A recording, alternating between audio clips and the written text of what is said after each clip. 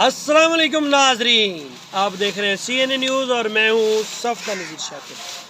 आज मैं इस वक्त 595 गाबे चौक देवत में मौजूद हूँ। यहाँ पर गुड़ बनाने के लिए बेलना लगाया गया है और मैं आपको बताऊँगा गुड़ बनाने के लिए कौन कौन सा प्रोसीजर जो है वो फॉलो करना है।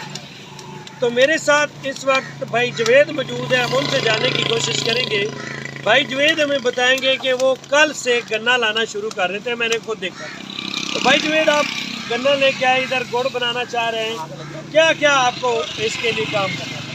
तो भाई ऐसा सामान छिलिया पाले ये रेड़ी से ले आंदा है, लियाकत भाई ने दिता। गुड़ साफ करता है, सुथरा जानवरों वास्ते भी बंदियां वास्ते भी, चीनी की बचत वास्ते ऐसा लिया। चीनी तो बहुत ज़्यादा महंगी है, गुड़ चीनी नाल कहते हैं डॉक्टर के शुगर होंदी है कि असी क्यों ना हो कि असी आपके कमान का आप ही गुड़ कढ़ लवीए तो बालों भी बचावीए तो जानवरों भी बचावीए। ये मेहरबानी भाई सब दर दी है।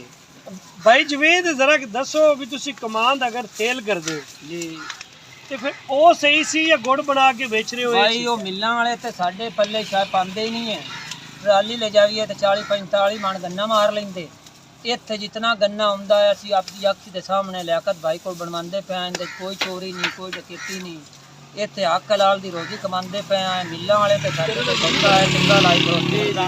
असी मिलों वाले तो चले हुए आ, गुड़ ले ध्यान कर लिया कि क्यों ना हो कि साढ़े बच्चों की जिंदगी भी बचे तो सानू 4 आने भी बचे। अच्छा जनाब, भाई जवेद तक कमांड लेके आ गए, उन्होंने गल तुसी सुन ली। हुण साडे नाल जनाब अली भाई फरजान उर्फ गुल्लू मौजूद ने। असी उन्हां कोल पुछना जनाब अली, वो अग ला के ते जिहड़ा गुड़ बनाउण दे विच बड़ी मदद कर रहे ने।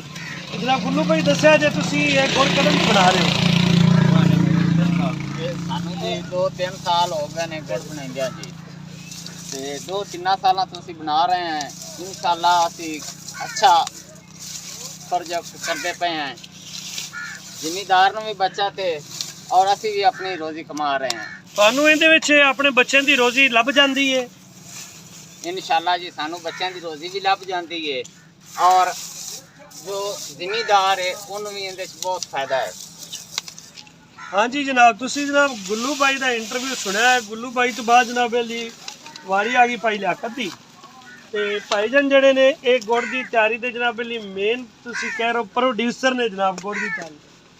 ਇਹਨਾਂ ਸਾਰਾ ਜਨਾਬ ਗੁੜ ਦਾ ਰੰਗ ਵੀ ਇਹਨਾਂ ਨੇ ਬਣਾਉਣਾ ਹੁੰਦਾ ਵਾ ਤੇ रोड़ियाँ तक, मतलब रोड़ियाँ पंजाबी दे विच जैसे गुठलियाँ आप कहते हैं गुड़ की, वो बनाने तक आगे इसका काम है। ये हमें बताएंगे कि गुड़ बनाने के लिए इनको कौन कौन से केमिकल की ज़रूरत पड़ती है। हाँ जी भाईजान, दसो कि तुसी गुड़ बनाउण वास्ते इहदे विच किहड़ी-किहड़ी शै पाउंदे हो, जरा दसो। गुड़ बनाने वास्ते सादा ये 13 आइटम असीं पाने हैं। अच्छा, एक असीं पाने बागबान देसी बूटी हुंदी, थोड़ा जिहा सोडा मामूली जिहा रंग करता रंग करता। है। अच्छा, ਉਹਦਾ ਕੋਈ ਨੁਕਸਾਨ ਤਾਂ ਨਹੀਂ ਹੁੰਦਾ? कोई नुकसान नहीं। अच्छा, मतलब रंग काट सोडा साफ कार्बन करने पाउंदे। वास्ते बस अच्छा, मैल लाउण वास्ते ਜਿਹੜਾ ਪਾਉਂਦੇ। मैल लाने वास्ते अच्छा, ਤੇ ਗੁੜ ਵਿਕਦਾ ਵੀ ਹੈ? दिखदा है। ਇਹ ਤੋਂ ਤੁਹਾਡੇ ਕੋਲ ਵਿਕਦਾ ਜਿਹੜਾ ਤਾਜ਼ਾ ਗੁੜ ਬਣਦਾ, ਕੀ ਰੇਟ ਦੇ ਰਹੇ ਹੋ? कोई मामूली जिहा रेट चीनी तो घट रेट रख के बेचदे 120-130 रुपए किलो। चीनी का की रेट है? चीनी तो मेरे ख्याल 140-45 रुपए। अच्छा, 140 रुपए चीनी है। 240-45 चीनी का रेट हां है। ਅਸੀਂ 150-150 रुपए बेच लेने। 150 रुपए गुड़ दे रहे हो ਤੇ ਇੱਕ ਮਣ ਗੁੜ ਤਿਆਰ ਕਰਨ ਵਾਸਤੇ ਤੁਹਾਨੂੰ ਕਿੰਨਾ ਟਾਈਮ ਲੱਗ ਜਾਂਦਾ? ਇੱਕ ਮਣ ਗੁੜ ਬਣਾਉਣ ਵਾਸਤੇ ਪੂਰੀ ਦਿਹਾੜੀ ਲੱਗ ਜਾਂਦੀ ਹੈ? 3-4 बताओ कहां जाके हो 15-15 किलो आजकल गुड़ निकलते एक पास। मतलब ਇੱਕ ਪੂਰ ਦਾ हां 15 ਕਿਲੋ ਗੁੜ ਨਿਕਲਦਾ ਹੈ। 2 ਪੂਰ ਬਣਾਉਣ ਵਾਸਤੇ 3 पता फिर मान गुड़ ਦਾ। ਅੱਛਾ, 3 ਪੂਰ ਹੋਣ, ਇੱਕ ਮਣ ਨਿਕਲਦਾ ਹੈ। ਇੱਕ ਪੂਰ ਬਣਾਉਣ ਤੇ ਕਿੰਨੇ ਘੰਟੇ ਲੱਗਦੇ? 2 घंटे लगते। 2 ਘੰਟੇ ਲੱਗਦੇ, मतलब 6 ਘੰਟੇ ਇੱਕ ਮਣ ਗੁੜ ਤਿਆਰ ਹੁੰਦਾ। ਤੇ ਉਹ ਇੱਕ ਮਣ ਗੁੜ ਕਿਤਨੇ ਦਾ? ਉਹਦਾ ਖਰਚਾ ਕਿੰਨਾ ਹੁੰਦਾ ਤੁਹਾਨੂੰ ਇੱਕ ਮਣ ਬਣਾਉਣ?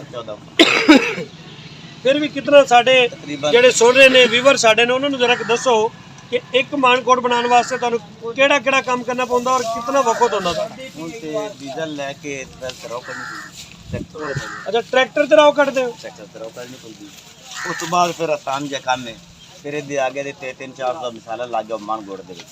500 ਦਾ ਖਰਚਾ ਹੋਊਗਾ, 500-600 ਦਾ 1000 रुपए। ਤੇ ਗੰਨਾ ਫਿਰ ਆਪਣੇ ਲਾਤੀ ਹੈ ਜੇ ਕੋਈ ਲੈ ਆਵੇ। ਸਹੀ ਹੈ, ਮਗਰ ਕੋਈ ਆਪਣਾ ਗੰਨਾ ਲੈ ਕੇ ਆਵੇ ਉਹ ਅਲੱਗਾ ਪ੍ਰੋਸੀਜਰ ਹੈ, ਤੁਸੀਂ ਆਪਣਾ ਲਿਆਓ ਅਲੱਗਾ ਲੈ ਸਕਦੇ ਹੋ। ਅਗਰ ਇੱਕ ਬੰਦਾ ਆਪਣਾ ਗੰਨਾ ਲੈ ਕੇ ਆਉਂਦਾ ਹੈ, ਇੱਕ ਜ਼ਿਮੀਂਦਾਰ ਆਪਣਾ ਗੰਨਾ ਲੈ ਕੇ ਆਉਂਦਾ ਹੈ, ਉਹਦੇ ਕੋਲ ਤੁਸੀਂ ਕਿੰਨਾ ਆਪਣਾ ਲੈਂਦੇ ਹੋ ਪੈਸੇ? ਅੱਛਾ, ਇੱਕ ਪੂਰ ਦਾ 600 ਰੁਪਇਆ ਬਣਵਾਈ ਲੈਂਦੇ ਨੇ ਭਾਈ ਜੀ। ਅੱਛਾ ਜੀ, ਤੁਸੀਂ ਸਾਰਾ ਉਰਦੂ ਪੰਜਾਬੀ ਦੇ ਵਿੱਚ ਮਿਕਸ ਜਿਹੜਾ ਹੈ ਇਹ ਸੁਣਿਆ ਇੰਟਰਵਿਊ ਭਾਈ ਦਾ ਔਰ ਮੁxtਲਿਫ ਲੋਕਾਂ ਦਾ। ਇਹ ਗੁੜ ਜਿਹੜਾ ਇਹ ਪੰਜਾਬੀ ਸੁਗਾਤ ਵੀ ਤੁਸੀਂ ਕਹਿ ਸਕਦੇ ਹੋ, ਔਰ ਜਿੱਥੇ ਜ਼ਿਆਦਾ ਗੰਨਾ ਜਿਹੜਾ ਉਹ ਬੀਜਿਆ ਜਾਂਦਾ ਉੱਥੇ ਜਨਾਬ ਲਈ ਗੁੜ ਦੇ ਜ਼ਿਆਦਾ ਵੇਲਣੇ ਲੱਗਦੇ ਆ, ਫਿਰ ਉਹਦੀ ਰੌਹ ਨਿਕਲਦੀ ਆ, ਰਸ ਨਿਕਲਦੀ ਆ, ਜਿਹਨੂੰ ਅਸੀਂ ਪੰਜਾਬੀ ਦੇ ਵਿੱਚ ਰੌਹ ਕਹਿੰਦੇ ਆ।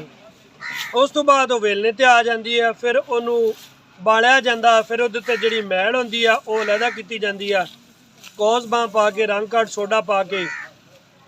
ਜ਼ਿਆਦਾ ਰੰਗ ਚਿੱਟਾ ਕਰਨਾ ਹੋਵੇ, ਮਤਲਬ ਸਫੈਦ ਕਰਨਾ ਹੋਵੇ, ਉਹਦੇ ਵਾਸਤੇ ਟਾਟਰੀ ਦਾ ਵੀ ਇਸਤੇਮਾਲ ਹੋ ਜਾਂਦਾ।